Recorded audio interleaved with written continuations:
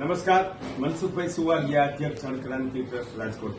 રાજકોટના મિત્રોને જણાવવાનું કે અમે આપને અવારનવાર સંદેશો મોકલીએ છીએ કે કોટેચા સર્કલની બાજુમાં નૂતનનગર શેરી મેઇન રોડ ઉપર સુરેશભાઈ ચાવડાના નિવાસસ્થાને દર રવિવારે 10 થી 11 વેદ પ્રવચન હોય છે.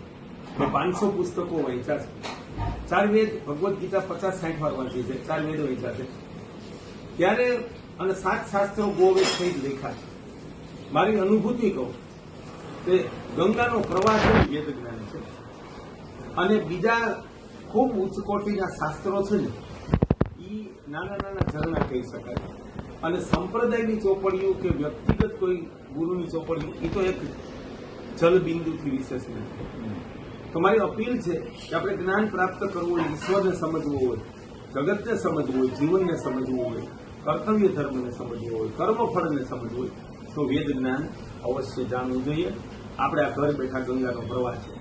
એમાં પણ આવતીકાલે 27 તારીખે આચાર્ય મુનિ સત્યજીતજી રોજરથી આવ્યા છે, જેને પ્રખર વિદ્વાન છે.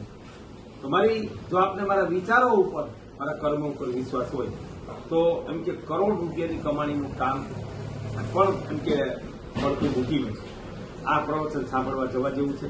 આપ સૌ આવો.